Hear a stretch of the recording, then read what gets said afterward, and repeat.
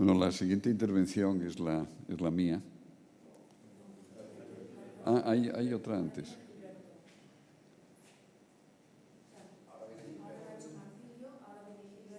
No, fenomenal, pero está mal aquí, entonces sí.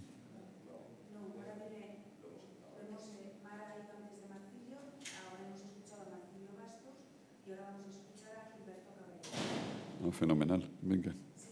Que perdone. Entonces, otra vez me he vuelto a equivocar. Sí. Muy buenos días para todas y para todos los participantes en este importante 15º Foro Internacional de la RUTEN. Y en especial para nuestro grupo de Ambiente y Sostenibilidad, que gracias a su trabajo como equipo hemos podido presentar algunas experiencias de cooperación universitaria de la RUTEN en educación ambiental, cambio climático y sostenibilidad. Esta idea fundamental del trabajo de la RUTEN ha sido básicamente importante para nosotros poder, de una forma objetiva y clara, poder lograr en todo este escenario algunos aspectos básicos de lo que es la cooperación universitaria en América Latina y el Caribe. Un ejemplo fundamental del trabajo ha sido la parte básica de lo que es la idea rectora para la cooperación universitaria de nuestra RUTEN, que ha sido la cooperación universitaria en Agenda 21 a partir de la educación ambiental y el desarrollo sostenible, a partir de sus 3 dimensiones. Este análisis nos ha permitido lograr en el contexto de la calidad de la cooperación universitaria en educación ambiental, cambio climático y desarrollo sostenible, lograr esta cooperación universitaria a partir de la complejidad de la sociedad del conocimiento en la configuración de la nueva racionalidad con énfasis en la interacción de las redes internacionales universitarias. Por eso mismo, para enfrentar los impactos del cambio climático en la vinculación universidad, sociedad y medio ambiente. Esto nos ha llevado a tener como elementos básicos el enfoque holístico de la cooperación de la RUTEN en investigación en educación ambiental y desarrollo a partir del desarrollo social, el desarrollo económico, la sostenibilidad ambiental y la gobernabilidad. La idea central ha sido que las buenas prácticas desarrolladas por la RUTEN en educación ambiental y desarrollo sostenible a partir de la sinergia de redes, de la internacionalización de la sinergia de redes a partir de la RUTEN. Y este análisis nos ha llevado a trabajar lo que es la sostenibilidad científica de las buenas prácticas en educación ambiental para la lucha contra el cambio climático en función del desarrollo local, la seguridad humana en los ecosistemas latinoamericanos y caribeños. Y más importante aún, todo esto reflejado en la época del COVID-19 y cómo esto interrelación en América Latina entre educación ambiental y COVID-19 y cambio climático.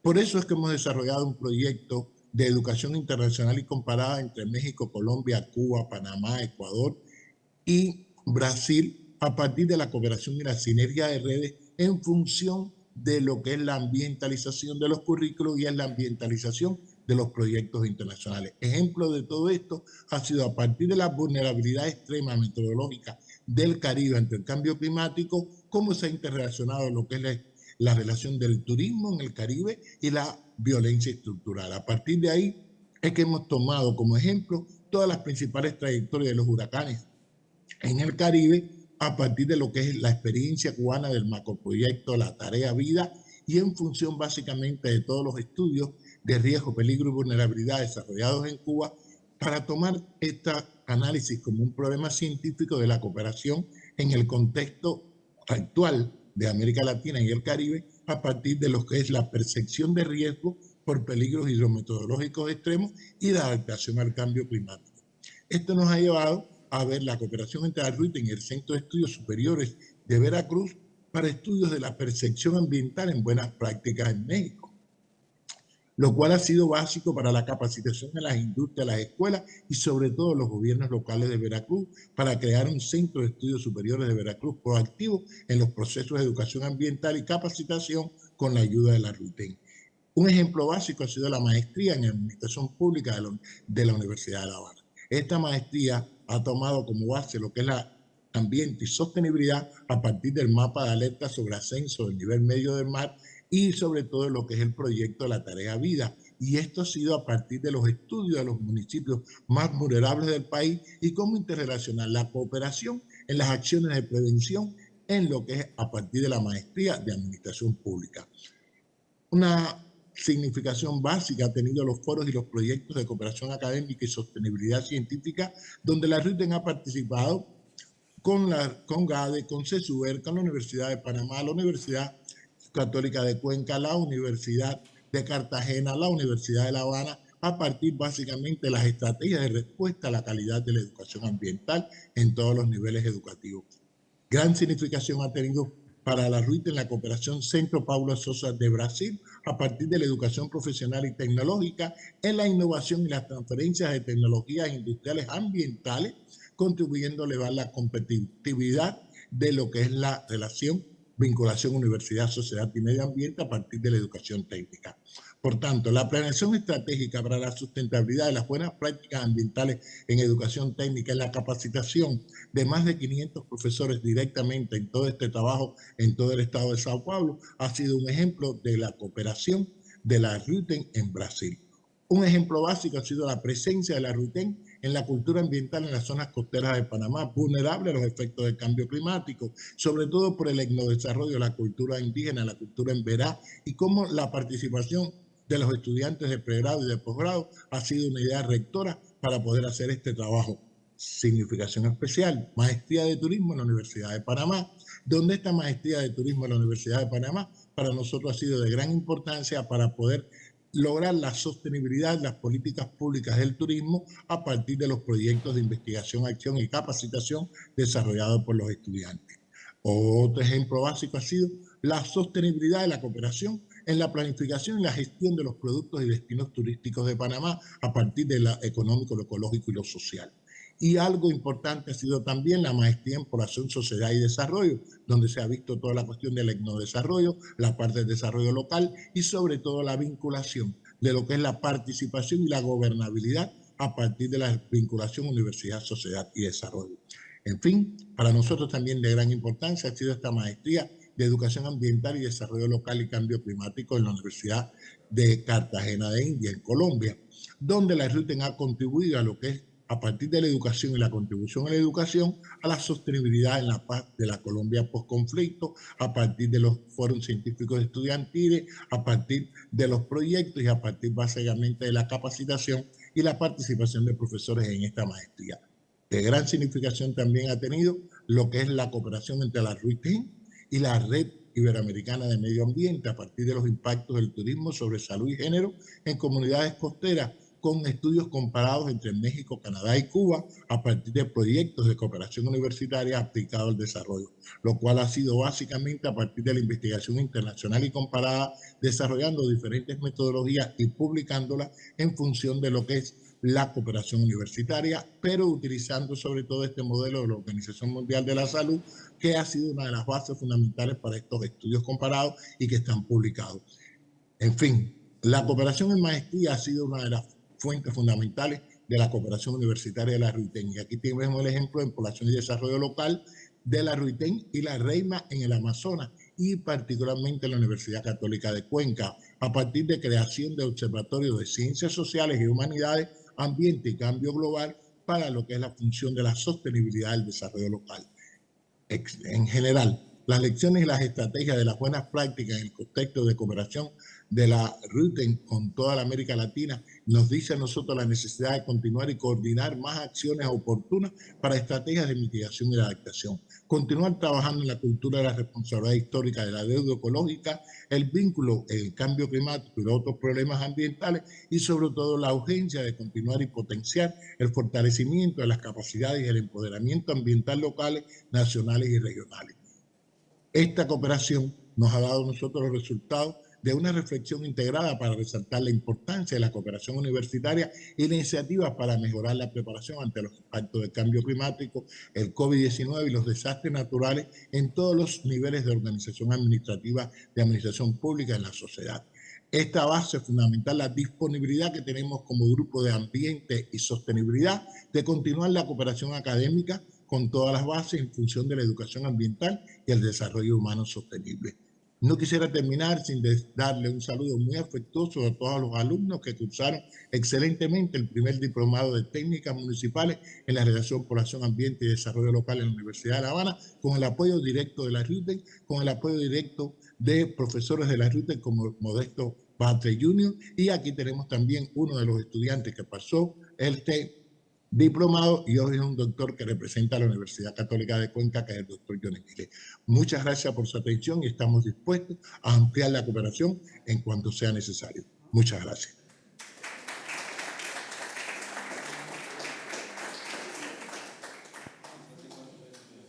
Bien, muchas gracias, Gilberto, por el esfuerzo que has hecho para presentarnos estas experiencias de cooperación, ¿no? Bueno, intentaré dar sentido a lo que creía que era fundamentalmente el elemento central de esta sesión, que era la puesta en valor del patrimonio de las obras públicas, ¿no? Es decir, ¿qué es lo que caracteriza a las obras públicas y que las hace diferentes del patrimonio arquitectónico, del arqueológico o del industrial, ¿no? Y la conclusión, para mí, es ese papel que tienen fundamentalmente las obras públicas en la construcción del paisaje del territorio. Es decir, muchos paisajes, muchos lugares no se entienden sin ese papel. Es un poco lo que voy a intentar el trasladar de forma rápida a través de unas imágenes, ¿no?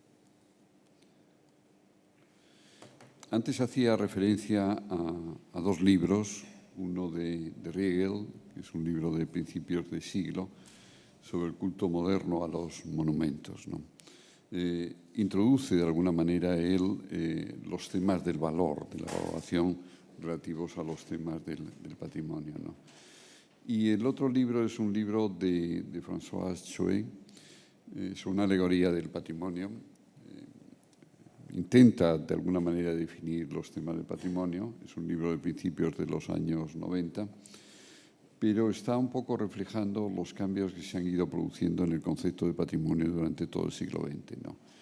De una idea de monumento, que era la que fundamentalmente tenía Riegel, a introducir lo que es el patrimonio urbano y hoy el patrimonio industrial. No recogió, digamos, la aproximación a los temas del paisaje, pero sí es una idea de dónde estamos en este momento y dónde podemos encajar el patrimonio de las obras públicas y de la ingeniería civil. En Galicia hemos trabajado bastante sobre el tema de los caminos de Santiago y la propia legislación autonómica introdujo en el año 95 un concepto que es el concepto de territorio histórico, por esa capacidad que tienen las obras públicas de construir territorio y construir paisaje, todo un patrimonio que surge precisamente porque está el camino, digamos, a través de sus modificaciones. Antes he hecho una referencia a esas contradicciones que se han producido desde el punto de vista de trazado, entre lo que es el trazado histórico y lo que es el trazado que tiene una parte más funcional, que incluso va por elementos asfaltados, ¿no? Por supuesto, un camino histórico no coincide con la carretera, por lo tanto, esto es un error que a veces se produce, tanto las vías romanas como los caminos medievales, como los caminos reales, pero ¿cómo es capaz, digamos, de construir todo un paisaje y todo un territorio en torno a la traza del camino, el valor, por tanto, el valor de la traza? Yo creo que está presente de alguna manera en esto, ¿no? Por lo tanto, el valor de la traza, el valor del patrimonio de la traza como un elemento significativo en esa dimensión urbana y territorial que tienen los caminos históricos, incluidos otros caminos que van más allá de los caminos de Santiago, pero que luego van a tener las carreteras, van a tener los canales de navegación, van a tener las vías de ferrocarril, ¿no? Me ha gustado mucho esa referencia que has hecho al patrimonio documental. La obra pública tiene un patrimonio documental tremendamente interesante. Desde los planos, por ejemplo, que podemos ver, o las actas, digamos, no solamente son planos en Simancas o en la Cartoteca de Defensa, a toda la cartografía que hay, que está en las jefaturas de carreteras, en las jefaturas de puertos, y que en gran parte está hoy reunido en el archivo de la Administración de Alcalá. Por tanto, posiblemente esos planos que antes ponías están en el archivo de la Administración de Alcalá, que está digitalizado en gran parte, por tanto podemos acceder a ellos, ¿no?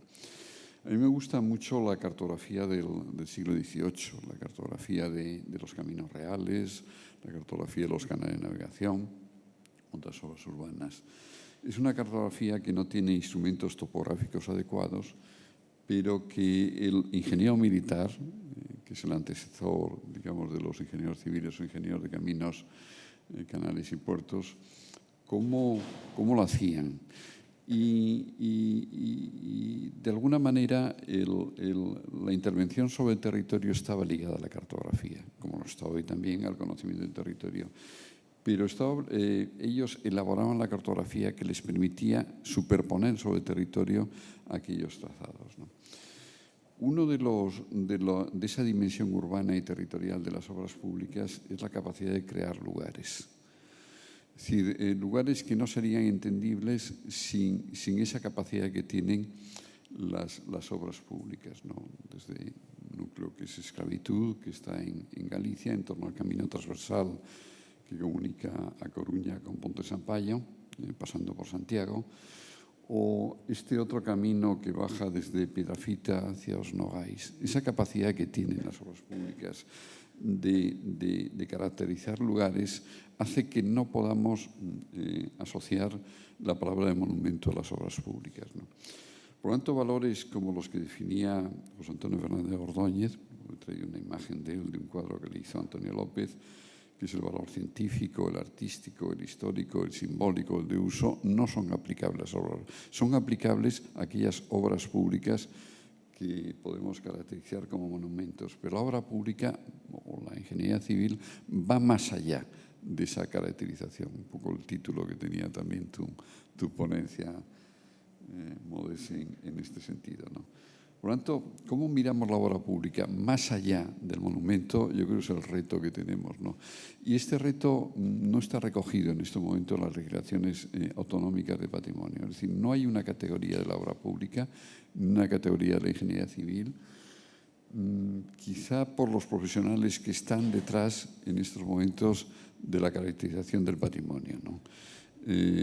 Eso hace que lo que llevamos defendiendo, digamos, desde hace años, pero lo que nos motiva, digamos, a organizar esos congresos a los que antes me refería, pues no es entendible. No es entendible, porque esa mirada que va más allá de esa visión del monumento, que es capaz de caracterizar esos lugares, pues no es entendible, por lo que sea. En Galicia he luchado bastante en este sentido, para que miren un patrimonio que está incluido en este momento el patrimonio arquitectónico, el arqueológico o el industrial, la nueva reivindicación del patrimonio, dentro del patrimonio. Hay otro tema también que es importante, es cómo se gestiona este patrimonio. Los ingenieros de caminos, canales y puertos no nos gusta en España que declaremos BIC determinadas obras, bienes de interés cultural, porque condiciona, digamos, nuestra capacidad en este sentido de intervención, ¿no? Por lo tanto, esa gestión que hacemos del propio patrimonio también nos está condicionando a efectos de la caracterización del patrimonio como obra pública, ¿no? A mediados de los años 80 se hizo un catálogo de la obra pública como patrimonio cultural, promovido fundamentalmente a través del CEOPU. Es un organismo que crea el Ministerio de Transportes a través de una figura, como es José Antonio Fernández Ordóñez, que convence al ministro en esos momentos de obras públicas de que era necesario recoger este tipo de patrimonio. Lo que pasa es que cuando miramos este catálogo nos damos cuenta que no está bien, fundamentalmente hasta el siglo XVIII, parcialmente hasta el siglo XIX y no tiene nada del siglo XX. Por tanto, que tiene problemas desde el punto de vista tipológico, desde el punto de vista cronológico, ¿no? Y geográfico también en este sentido, ¿no? No aparece nada de las carreteras del 18 ni del 19, no aparece nada de los trazados del ferrocarril, no aparece nada de las presas. y ni aparece nada sobre el siglo XX, ¿no? Por tanto, una figura como la obra de Torroja, ni los mercados, ni las edificaciones, o de Alfonso Sánchez del Río, no sería elementos patrimoniales, ¿no? Por lo tanto, el siglo pasado, para nosotros el siglo XX, por lo tanto, esa reivindicación de que el patrimonio también es la obra del siglo XX, a mí me parece importante. Con esa autoría, yo creo que la ingeniería civil y la ingeniería de obras públicas, frente a lo que a veces se dice, tiene autoría. Y entonces esa reivindicación del patrimonio debe incluir también a los autores, aunque sea una obra colectiva, que es una palabra que utilizabas, Modest, hay autoría detrás de las obras públicas. Por tanto, la reivindicación de aquellos ingenieros que van más allá de Torroja, que introdujeron el hormigón, o estructuras metálicas en su momento, me parece importante también en esta reivindicación del patrimonio, ¿no?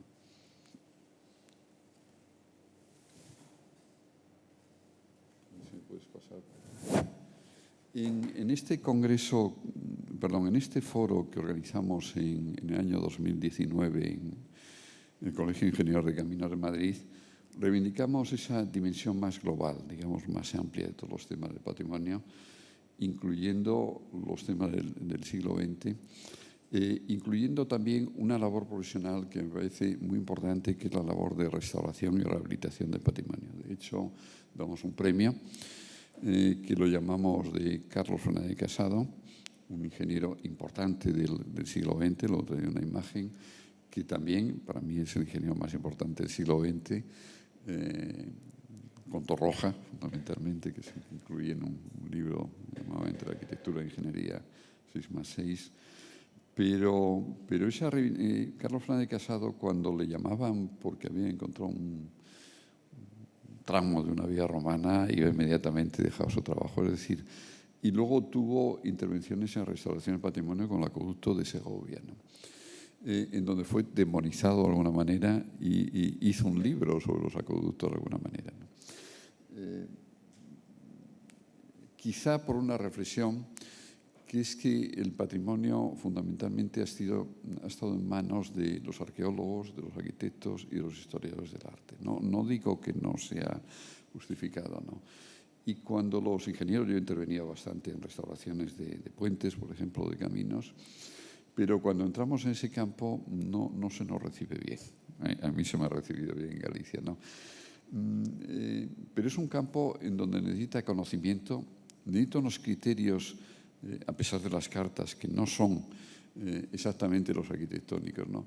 Por lo tanto, hay un campo profesional tremendamente interesante como campo de trabajo en el mundo de la ingeniería y que no transmitimos en nuestras escuelas. Es decir, en nuestras escuelas, lo que es la historia de ingeniería, no sé en Barcelona, pero se ha quedado una asignatura optativa que coge muy poca gente, ¿no? Con lo cual, un elemento de identidad de nuestra profesión, como es la historia, y un campo profesional ligado a la restauración, a la rehabilitación de las obras públicas, no lo estamos llevando a cabo los ingenieros civiles o los ingenieros de caminos, carreteras y puertos, ¿no? Por tanto, digamos, esta reivindicación de campo profesional, pero también de elemento de identidad para conocer nuestra historia, ¿no?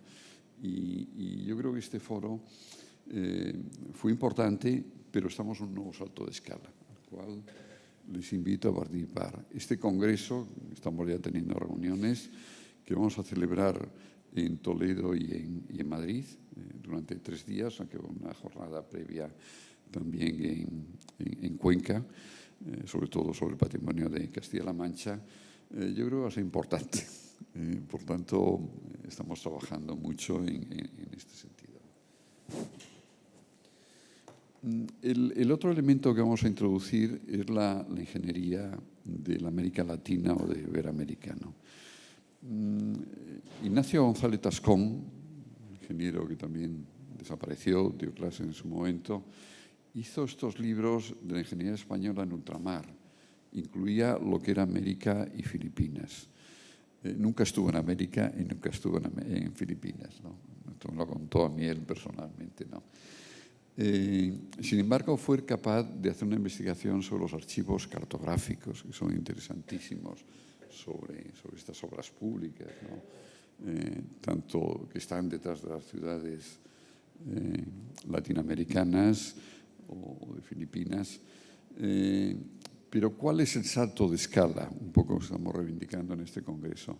El salto de escala es cómo está toda esta obra pública en estos momentos en Latinoamérica, ¿no? Y hay, más allá de los planos y la cartografía, el animar a aquellos que venís de estos países de Latinoamérica a que intervengáis de alguna manera. Este es un poco el reto que nos estamos planteando en este momento, en este nuestro congreso. A ver si es aquí.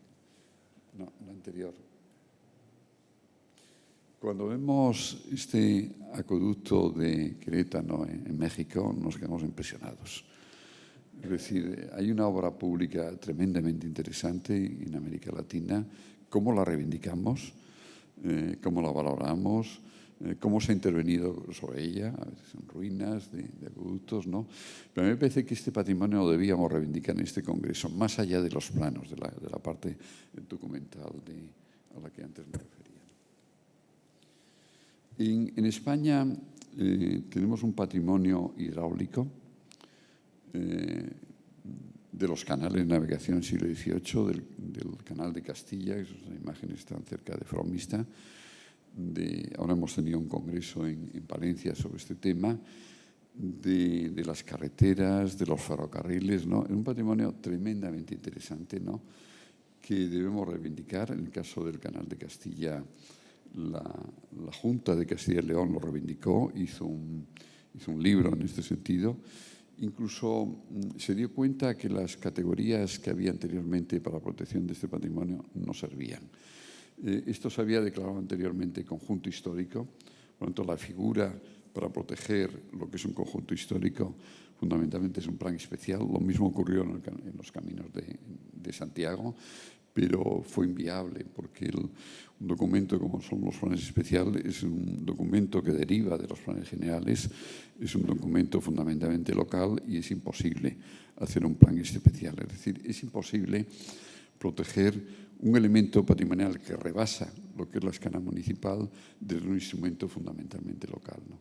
Por lo tanto, se dieron cuenta en Castilla y León, lo aprobaron, me parece, en el año 2002, de la necesidad de hacer un plan regional. Hoy tenemos instrumentos de ordenación de territorio, como son los planes territoriales, que es al que acudieron de alguna manera. Es decir, que incluso desde el punto de vista de los instrumentos que protegen, que catalogan, que dan después la puerta de salida para lo que es la restauración del patrimonio, ¿no? Hasta dónde podemos llegar, más allá en este sitio de las cartas, los instrumentos que anteriormente teníamos para proteger el patrimonio desde el punto de vista de la legislación y desde el punto de vista de la planificación local no son suficientes. Por lo tanto, tenemos que incorporar lo que son los documentos de ordenación de territorio para proteger este patrimonio. Hay un documento, hay un tema interesante en donde Castilla y León, después Galicia, se incorporó también la nueva ley de patrimonio de Galicia, incorpora también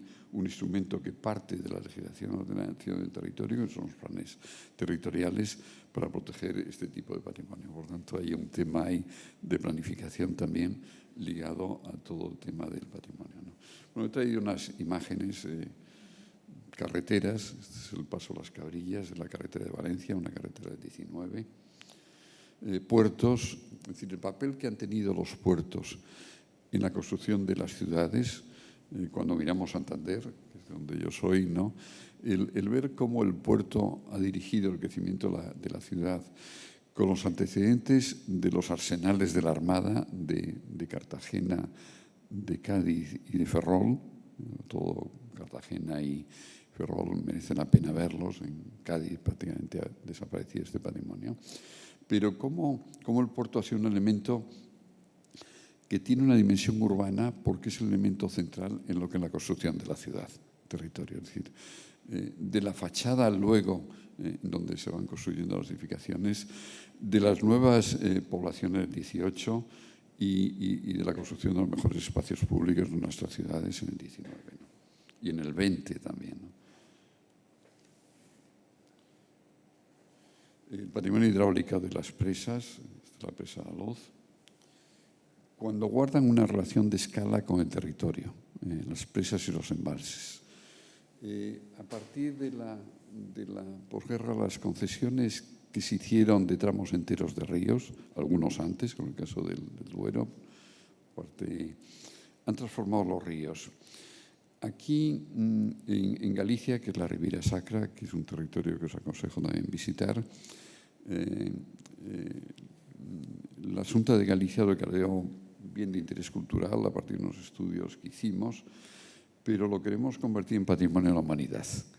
Hemos fracasado en este sentido porque las entes, digamos, que gestionan, la gestión es muy importante, la gestión futura, considera no el problema de las presas fundamentalmente de los años 50, 40 y 60, sino el problema de la gestión posterior que se está haciendo de todo este patrimonio, con un tema que defendemos, digamos, los ingenieros desde el punto de vista de la capacidad de almacenaje de los embalses y ligado a las nuevas fuentes energéticas, como es la eólica y la fotovoltaica, ¿no?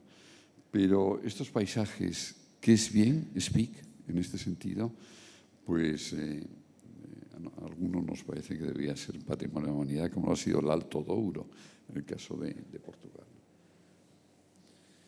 Y, bueno, termino porque tengo dos imágenes más, ¿no? Yo estoy reivindicando también el patrimonio de las construcciones del siglo XX, de los años 60, de los pigones. Una conferencia que he dado hace poco en Mieres, en un congreso también, estoy reivindicando la figura de Iribarren, digamos, de los ingenieros portuarios, digamos, la autoría que hay detrás, que estudiando, digamos, desde el punto de vista científico y matemático los temas naturales, crea playas artificiales. Esta es la de Deva, la de Fonterrabía, o la de la playa de Santa Teresitas en Santa Cruz de Tenerife. Esto es patrimonio también para mí. Por lo tanto, es una historia del siglo XX, de mediados del siglo XX, que debemos reivindicar también como elementos patrimoniales. Por tanto, que van más allá del patrimonio del siglo XVIII, ¿no? Bueno, creo que termino con dos imágenes. Una reivindicando estos dos ingenieros del siglo XX, Carlos Fernández Casado y José Antonio Fernández Ordóñez. Otra, a ver si paso. Otra, la labor profesional. Este es un puente en el que interviene en las labores previas de restauración, ligado a nuevos usos. La obra pública, como los canales de navegación, el canal de Castilla hoy está dedicado al riego, cómo encontramos nuevos usos a este patrimonio, ¿no? Y la labor digamos, de intervención, de levantamiento de planos que no existían, de hasta dónde ha penetrado la corrosión en los elementos estructurales, es un elemento muy interesante. Por lo tanto, os animo, a aquellos que no habéis estado en estos mundos de restauración, a entrar en ellas, ¿no? Aquí hacíamos una propuesta de un paisaje, de casi una pasarela sobre el paisaje de Redondela, ¿no? Del doble viaducto que existe en Redondela, ¿no? Y traigo otra última imagen, que es digamos que es un artículo que escribí en su momento en la revista Obras Públicas sobre el discurso patrimonial de los ingenieros de caminos, canales y puertos. Nosotros, nuestras obras son lineales, o superficiales, digamos, tienen una capacidad en este sentido muy amplia de intervención, y afectamos a un patrimonio desconocido muchas veces, como es el patrimonio arqueológico. Galicia es un territorio tremendamente rico desde el punto de vista del patrimonio arqueológico. No está inventariado en muchos casos. Nos lo encontramos también cuando proyectamos una nueva carretera en Castilla y León, por ejemplo, en las vías romanas, en donde una vía como la de Usama Augusto Óriga, tan conocida, estaba afectada por una nueva carretera, ¿no? Por lo tanto, ¿cómo introducimos el discurso en nuestro ADN? Que cuando hacemos una obra lineal como una carretera, un tramo de ferrocarril, con sus estaciones, debemos de con instrumentos, ayer hemos hablado de tecnología, debemos de relacionarnos con una visión mucho más compleja de territorio de lo que son las curvas de nivel.